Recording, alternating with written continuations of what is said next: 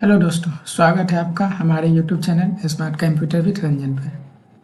पिछले क्लास में हमने टूल्स ग्रुप के बारे में सारा चीज़ पढ़ लिया था कि किस टूल का क्या नाम है और किसका क्या यूज़ होता है, ठीक है।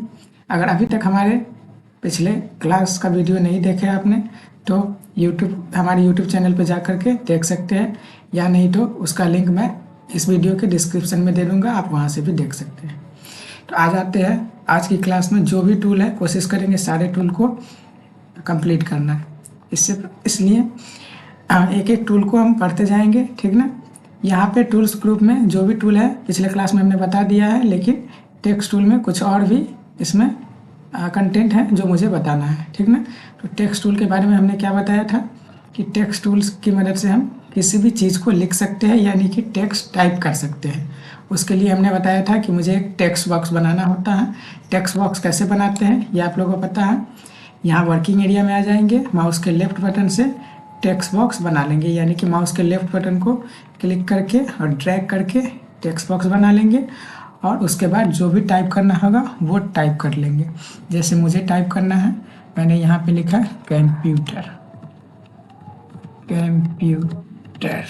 ठीक है ना। यहाँ पे कंप्यूटर लिख दिया। देखिए यहाँ जैसे मैंने कंप्यूटर लिखा, यहाँ देखिए जब सिलेक्ट किया तो यहाँ पे कुछ ऑप्शन और भी आ गए।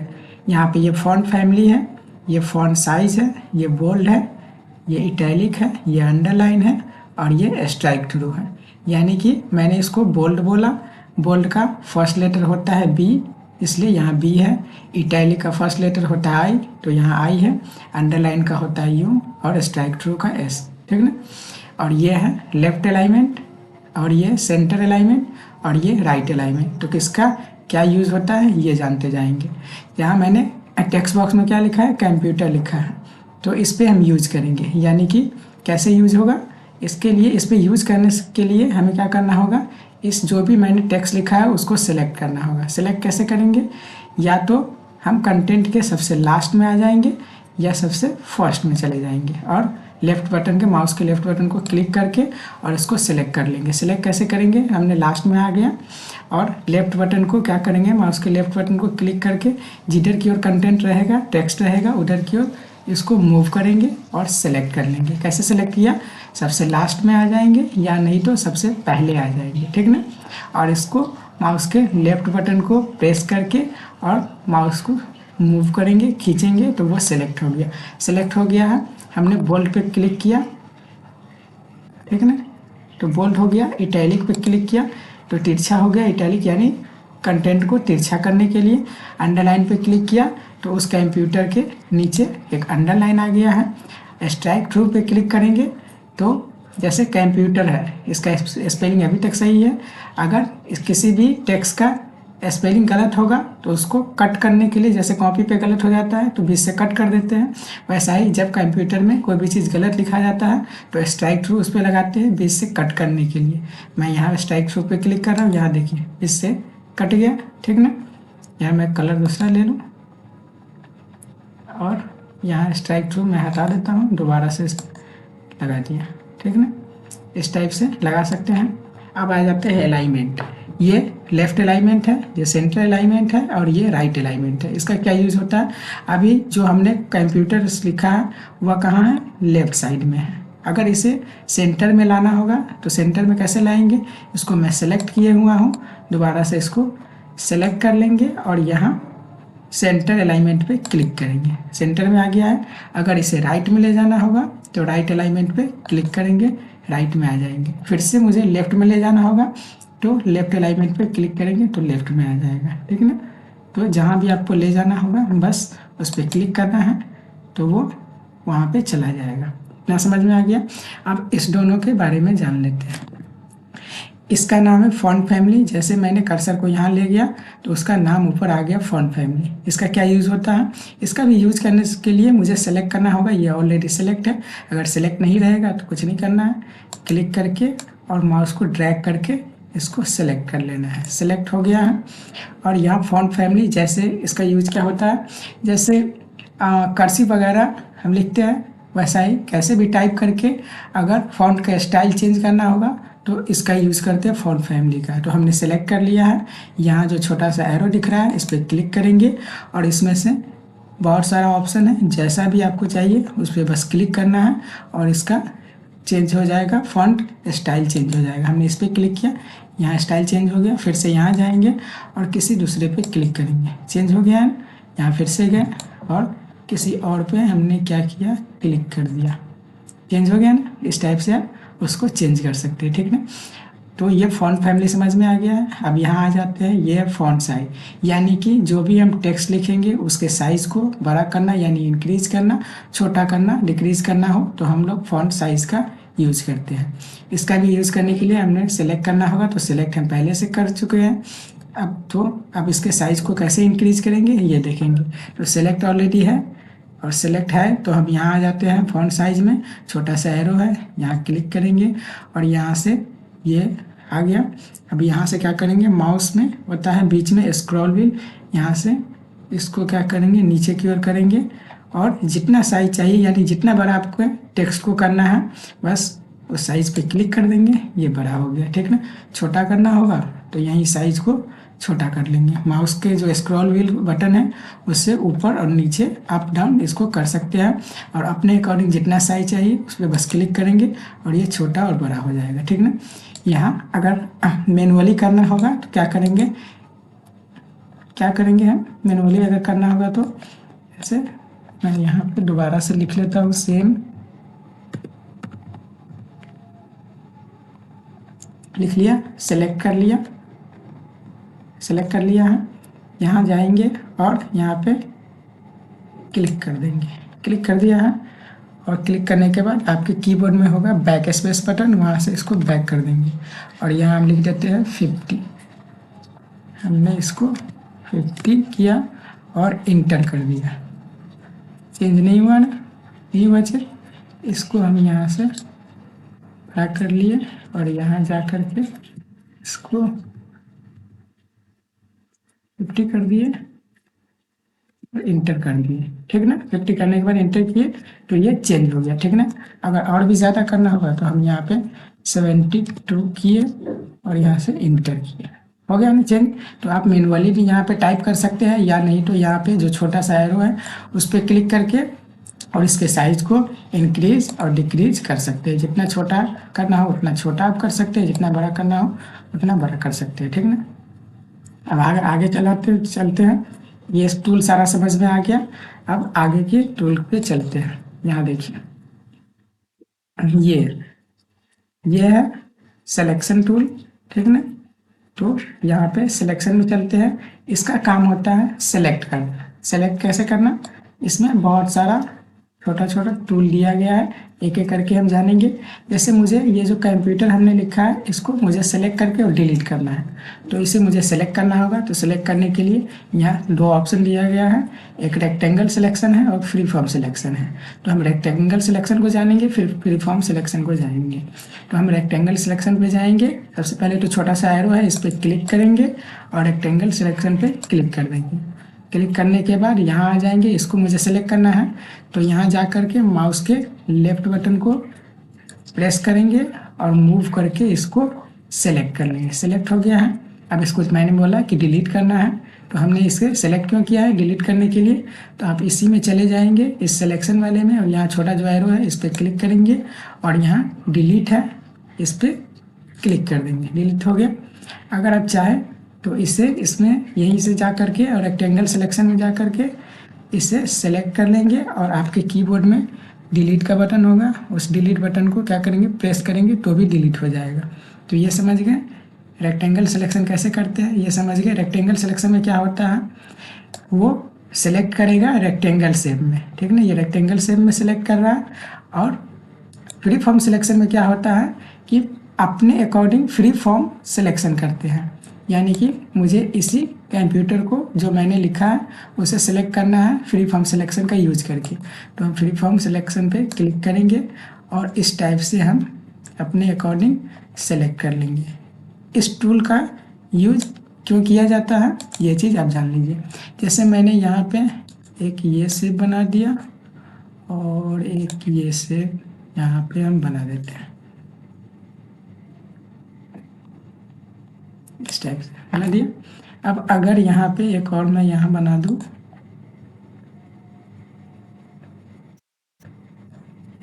ऐसा, ठीक है ना। अब यहाँ अगर रेक्टेंगल सिलेक्शन का यूज करके अगर मैं सेलेक्ट करना चाहूँ ऐसे, तो क्या होगा, यहाँ से ये कट जाएगा, यानी कि ये वाला जो शेप है इसका भी ये पार्ट कट जाएगा, ठीक ना। लेकिन मुझे सिर्फ इसी पार्ट को, यानी कि ये जो शेप है सिर्फ इसी को मुझे सेलेक्ट करना है, बाकी जो शेप्स हमने बनाया है उसमें कोई भी चेंजेस नहीं करना है, यानी कि काटना नहीं है, क्रॉप नहीं करना है, ठीक ना। तो इसके लिए फ्री फॉर्म का मुझे यूज़ करना होगा, अपने अकॉर्डिंग करना होगा, नहीं तो ये जो शेप हमने बनाया है उसमें भी प्रॉब्लम हो जाएगा। इसलिए हम फ्री फॉर्म का यूज करते हैं, उस समय रेक्टेंगल सिलेक्शन का यूज़ नहीं करेंगे। तो फ्री फॉर्म सिलेक्शन का यूज कैसे करेंगे, यहाँ पे ये जो छोटा सा एरो है इस पर क्लिक करेंगे और फ्री फॉर्म पे क्लिक कर लेंगे, और यहाँ से माउस के लेफ्ट बटन को क्या करेंगे, प्रेस करके, और ऐसे करके हम क्या करेंगे, सेलेक्ट कर लेंगे इस टाइप से, यहाँ से ऐसे सेलेक्ट कर लेंगे। तो देखिए बाकी किसी शेप में कोई प्रॉब्लम नहीं होगा, ठीक ना। और यहाँ से मुझे अगर डिलीट करना होगा तो इसी पे क्लिक करके डिलीट कर दिया, बाकी के शेप में कोई प्रॉब्लम नहीं होगा, ठीक ना। अगर हम इसको रेक्टेंगल सिलेक्शन का यूज करके करेंगे तो यहाँ देखिए बाकी शेप भी कट जाएगा। हम यहाँ जाकर क्लिक किए तो बाकी ये वाला शेप में भी प्रॉब्लम आ गया, ठीक है ना। इसलिए हम फ्री फॉर्म का यूज करेंगे। इतना समझ में आ गया होगा। अब आगे चलते हैं। ये है थर्ड में सेलेक्ट ऑल। इसका क्या यूज होता है, जैसे ये पूरा पेज है, ये पेज है ना वर्किंग एरिया का, ये पेज है। इस पूरे पेज को एक बार में अगर सेलेक्ट करना होगा तो हम किसका यूज करेंगे, सेलेक्ट ऑल का यूज करते हैं, ठीक है ना। तो कैसे होगा, यहीं पे एरो पे क्लिक करेंगे और सेलेक्ट ऑल पे क्लिक कर देंगे। ये पूरा पेज देखिए सिलेक्ट हो गया है, सिलेक्ट हो गया है ना। सिलेक्ट होने के बाद अगर पूरे पेज में जो भी कंटेंट आपने टाइप किया है या जो भी शेप्स वगैरह, जो भी सीनरी बनाया है, जो भी डायग्राम वगैरह बनाया है, उसे एक साथ डिलीट करना होगा तो हम सेलेक्ट ऑल पे क्लिक करके और डिलीट पे क्लिक कर देंगे। डिलीट हो गया है। इतना समझ में आ गया। अब ये तीनों समझ में आ गया। रेक्टेंगल सिलेक्शन कैसे होता है, free form selection, select all यानी पूरे पेज को सिलेक्ट करते हैं, और सेलेक्ट ऑल का शॉर्टकट की होता है Ctrl+A, ठीक ना। उसके बाद है इन्वर्ट सिलेक्शन। इसका क्या यूज़ होता है, ये देखिए अभी ये शो नहीं हो रहा है, इस पर क्लिक करेंगे तो ये यूज़ नहीं हो रहा है, ठीक ना। जैसे डिलीट भी नहीं यूज़ हो रहा है, डिलीट का भी यूज़ होता है जब इससे सेलेक्ट कर लेते हैं, उसी तरह से इन्वर्ट सिलेक्शन का भी यूज़ होगा जब हम कोई शेप्स वगैरह या कोई टेक्स्ट वगैरह इसमें टाइप करेंगे, उसके बाद ही इन्वर्ट सिलेक्शन का यूज़ कर पाएंगे, ठीक ना। इसका यूज़ ये जो टूल है ये शो कैसे होगा, इसके लिए मुझे कोई शेप्स बनाना होगा। तो हम यहाँ जाते हैं और यहाँ से हम कोई शेप्स बना, ठीक ना। यहाँ हम गए और यहाँ से हमने इस टाइप से 2-3 शेप बना लिया, ठीक ना, ऐसे बना लिया, ठीक। अब मैंने यहाँ से रेक्टेंगल का यूज किया और इस शेप को सिलेक्ट कर लिया। तो इस शेप को हमने सिलेक्ट कर लिया है, बाकी को सिलेक्ट नहीं किया है। तो इन्वर्ट सिलेक्शन का यही यूज होता है कि आप जिस शेप को सिलेक्ट किए हुए हैं वो सिलेक्ट हट जाएगा और बाकी पूरा का पूरा पेज सिलेक्ट हो जाएगा, ठीक ना। तो इन्वर्ट सिलेक्शन पे हमने क्लिक किया, पूरा का पूरा पेज सिलेक्ट हो गया है, ये सिलेक्शन हट गया है। अब इससे हमने डिलीट किया तो देखिए वो सिलेक्ट हुआ, जो पहले हमने सिलेक्ट किया था वो रह जाएगा, बाकी सिलेक्ट हुआ डिलीट हो गया। तो इन्वर्ट सिलेक्शन का यही यूज होता है कि जिसे आप पहले सिलेक्ट किए हुए हैं वो रहेगा, बाकी का बाकी पूरा पीछे वाला सिलेक्ट हो जाएगा, ठीक है। अब आ जाते हैं नेक्स्ट, ट्रांसपेरेंट सिलेक्शन। इसका क्या यूज होता है ये जानेंगे। जैसे स्नैक वगैरह बनाने के लिए इसका यूज हम करते हैं। वो स्नैक कैसे बनाते हैं वो हम नेक्स्ट वीडियो में आप लोग को बताएंगे। उस टाइम पे ट्रांसपेरेंट सिलेक्शन का हम कैसे यूज करेंगे ये चीज़ आपको क्लियर कर देंगे, ठीक ना। और डिलीट का यूज तो आप जान ही गए हैं कि रेक्टेंगल वगैरह से हम इसे सेलेक्ट करेंगे और यहाँ जा कर के डिलीट पे क्लिक करेंगे तो ये डिलीट हो जाएगा, ठीक ना। अब आ जाते हैं नेक्स्ट टूल की ओर। यहाँ चलिए नेक्स्ट टूल में क्या है, ये अभी ये क्रॉप टूल है जो अभी शो नहीं हो रहा है, ठीक ना। और ये नीचे वाला है बैकग्राउंड रिमूवल, यानी कि आप कैसा भी बैकग्राउंड फिल कर दीजिए। यहाँ जाइए और यहाँ से आप कैसा भी बैकग्राउंड फिल कर दीजिए। इस टाइप का फिल किया मैंने और यहाँ रिमूवल बैकग्राउंड पर बस क्लिक कर दीजिए। बैकग्राउंड ऑटोमेटिक क्या हो जाएगा, रिमूव हो जाएगा, डिलीट हो जाएगा। दोबारा से आप कोई भी शेप इसमें फिल कर दीजिए, यहाँ से जा कर के फिल कर दीजिए और बैकग्राउंड रिमूवल पे क्लिक कीजिए, ऑटोमेटिक वो हट जाएगा। कुछ नहीं करना है आपको, कैसा भी बैकग्राउंड आप लगाए रखिए, किसी भी टाइप का आप बैकग्राउंड लगाए रहिए इसमें। यहाँ से हम कुछ इसमें ऐसा डायग्राम बना लेते हैं, इस टाइप से हमने बना लिया, ठीक ना। अब यहाँ पे जैसे ही हम रिमूवल, यहाँ इस वाले रिमूवल बैकग्राउंड पे क्लिक करेंगे तो इसका बैकग्राउंड ऑटोमेटिक रिमूव हो गया, ठीक ना। समझ गए, इतना समझ में आ गया। अब आगे चलते हैं। ये है क्रॉप टूल। इसका क्या यूज़ होता है, जिस भी शेप को, क्रॉप टूल आप लोगों को पता होगा, फ़ोन में भी किसी भी टेक्स्ट को या किसी भी शेप को या किसी भी कंटेंट को क्रॉप करने के लिए इसका यूज़ होता है, ठीक है ना। जैसे मुझे इस वाले को क्रॉप करना है तो ये क्रॉप होके रह जाएगा, बाकी का पूरा हट जाएगा। तो मुझे इसे क्रॉप करने के लिए सेलेक्ट करना होगा, सिलेक्शन में जाएंगे, रेक्टेंगल को सिलेक्ट करेंगे और यहाँ से हमने इसे सिलेक्ट कर लिया और क्रॉप वाला शो हो रहा है। यहाँ से हम क्लिक किए तो वो क्रॉप होके रह गया, बाकी का बाकी पूरा पेज हट गया, ठीक ना। यही होता है क्रॉप टूल का यूज़। अब आगे चलते हैं। ये टूल कौन सा है, ये है रोटेट करने के लिए, यानी कि रोटेट, किसी भी शेप को रोटेट कैसे करेंगे ये चीज़ है। रोटेट कैसे करना है, अगर राइट 90 डिग्री करना है तो 90 डिग्री पे क्लिक करेंगे, 180 डिग्री करना है तो 180 डिग्री पे क्लिक करेंगे, अगर अपने अकॉर्डिंग करना है कस्टमाइज तो कस्टमाइज पे क्लिक करेंगे। तो इसे रोटेट करने के लिए मुझे सिलेक्ट करना होगा, बिना सिलेक्ट किए आप इसे रोटेट वगैरह नहीं कर सकते, ठीक ना। तो आपको सिलेक्ट करना होगा, यहाँ जाएंगे एरो पे और सिलेक्शन में रेक्टेंगल को क्लिक करेंगे, सिलेक्ट कर लेंगे और यहाँ से हम इसे सिलेक्ट कर लिए।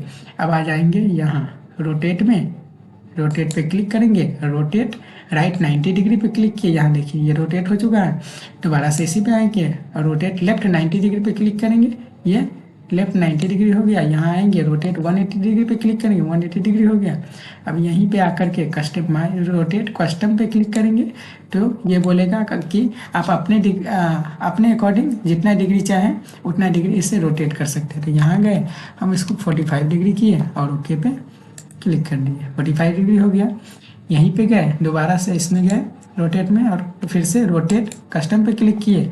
अब इसको क्या कर देते हैं, 90 डिग्री पे हमने 90 डिग्री कर देता हूँ और ओके किया है तो ये 90 डिग्री हो गया।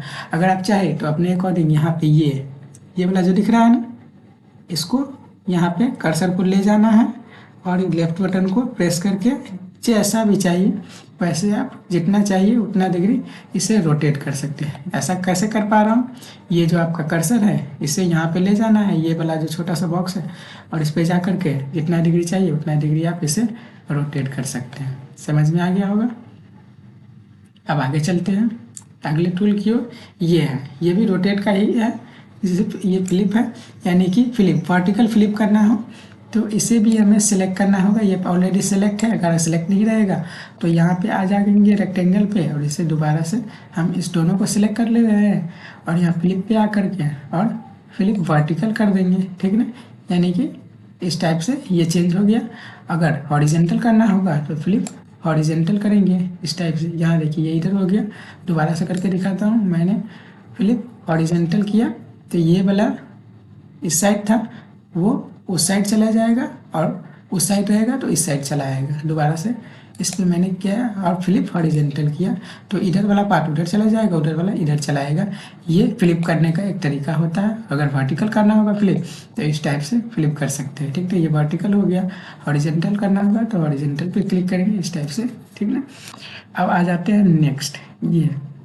ये टूल क्या है, अभी देखिए इसका साइज़ कितना बड़ा है। ये जो टूल है इसका, सॉरी ये जो शेप है उसका साइज़ कितना बड़ा है। अगर साइज़ को छोटा या बड़ा करना हो तो ठीक ना, इसका यूज़ करते हैं रीसाइज करने के लिए।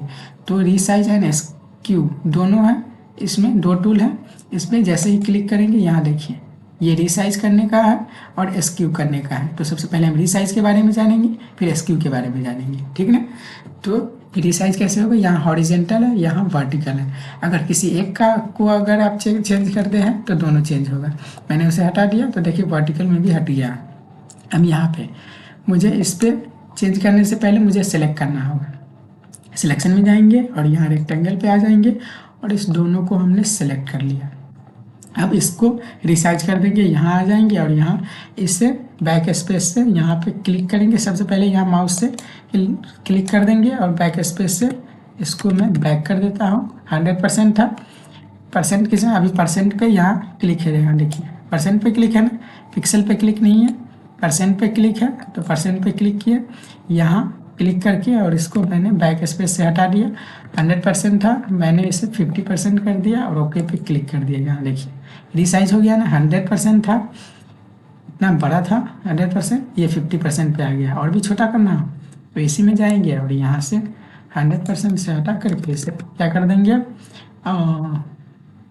इसे मैं 60% कर देता हूँ, थोड़ा सा बड़ा कर देता हूँ इसे। ये देखिए 60% हो गया ना, यानी कि वो जो मैंने 50% किया था अब उसका 60% हो गया है, ठीक ना।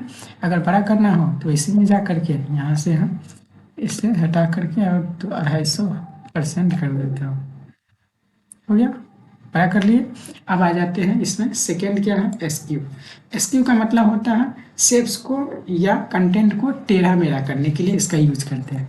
कितना टेढ़ा करना है इसे, मैं इसे कर देता हूँ 5%, नहीं 10%। 10% मैंने किया और क्लिक किया, ये देखिए 10% टेढ़ा हो गया है ना। यहाँ से दोबारा गए और इसमें ये मैंने हॉरिजेंटल किया है, वर्टिकल में गए, वर्टिकल में भी हम 10% कर देते हैं। ओके किए, 10% टेढ़ा हो गया। तो रिसाइज तो समझ गए, एस्क्यू मतलब टेढ़ा मेढ़ा करने के लिए, किसी भी शेप को टेढ़ा मेढ़ा करना हो तो एस्क्यू का यूज करेंगे। ओके पे क्लिक करेंगे तो वो चेंज हो जाएगा। समझ में आ गया। अब नेक्स्ट चलते हैं।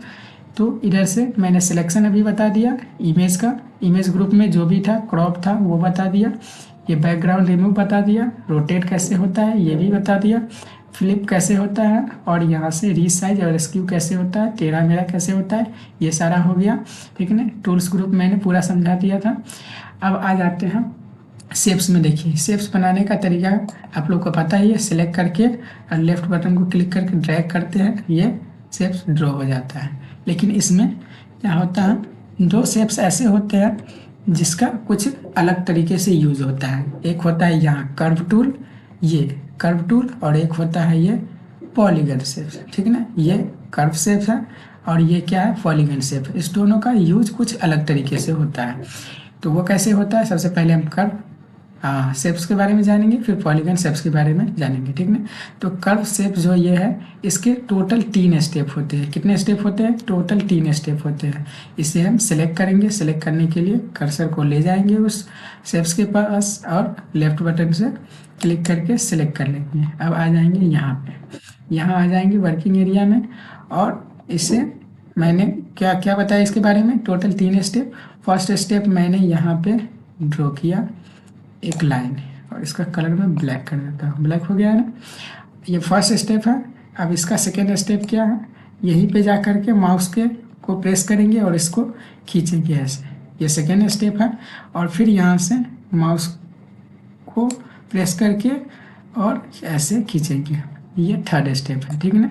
मैंने फर्स्ट स्टेप किया, क्या किया, फर्स्ट स्टेप यहाँ क्लिक किए और यहाँ से एक लाइन मैंने ड्रॉ किया, यहाँ जा कर के माउस के लेफ्ट बटन को प्रेस करके खींचा, ये सेकेंड स्टेप और ये थर्ड स्टेप, ठीक ना।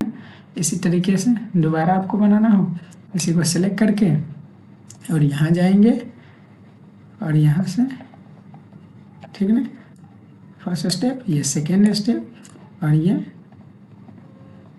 थर्ड स्टेप, इस टाइप से, ठीक ना। ये इसके 3 स्टेप होते हैं, तीनों स्टेप आपको समझ में आ गया। तो कर्व टूल के बारे में आपने समझ लिया। अब चलते हैं पॉलीगन शेप्स के बारे में, इसका क्या यूज होता है।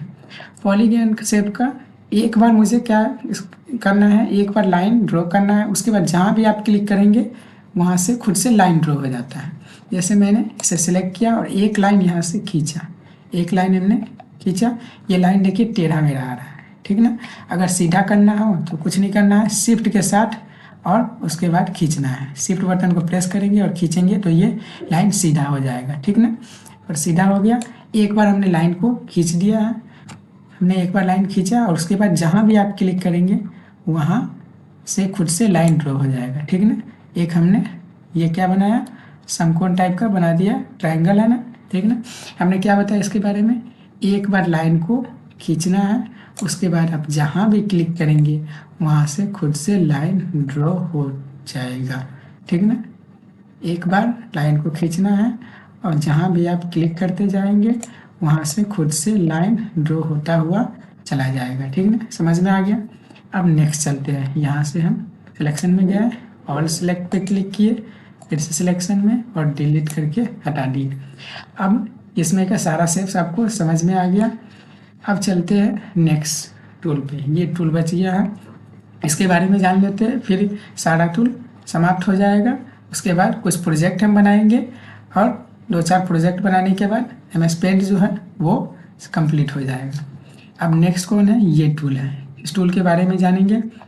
इस टूल के जानने के लिए मुझे कुछ शेप्स को ड्रॉ करना होगा, तो हम यहाँ आ जाते हैं और इस टाइप का एक मैं शेप्स बना लेता हूँ, ठीक ना, ये मैंने बना लिया है ना। अब यहाँ पे देखिए, ये जो हमने शेप बनाया है, इस टूल का नाम क्या है, शेप आउटलाइन, यानी कि ये जो आउटलाइन बन के आ रहा है, ये इसको बोलते हैं आउटलाइन। इसके आउटलाइन को कैसा रखना है, किस टाइप से रखना है, ठीक ना। ये इस टाइप का हो गया, इस पर मैंने जा करके ऑयल ब्रश पे क्लिक किया तो ऐसा आ गया। यहाँ जा करके मैंने सॉलिड आउटलाइन पे क्लिक किया तो ऐसा आ गया। कलर चेंज कर देते हैं, ठीक ना, यहाँ गए और यहाँ से मैंने मार्कर पे क्लिक किया तो ऐसा आ गया। ऑयल ब्रश से नेचुरल पेंसिल पे क्लिक किया तो इस टाइप का आ गया, ठीक ना। तो ये जो आउटलाइन होता है, किसी भी शेप का जो आउटलाइन होता है, उसके इफेक्ट को ये दिखाने का काम करता है। समझ में आ गया, जैसा भी इफेक्ट वो चाहते हैं आप वैसा कर सकते हैं, समझ में आ गया।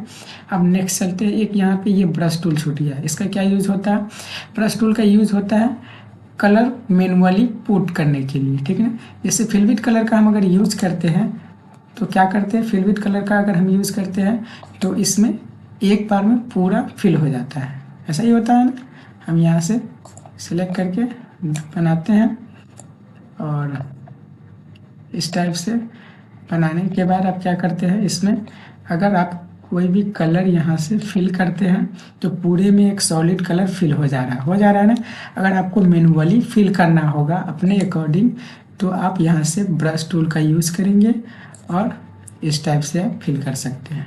इसका साइज छोटा, देखिए इतना टाइम लग रहा है, तो इसके साइज़ को यहाँ से आ जाएंगे और यहाँ से बड़ा कर लेंगे और इस टाइप से फिल कर देंगे, ठीक ना। और थोड़ा सा छोटा कर लेते हैं यहाँ से, ऐसे मैं फिल कर दिया ऐसे।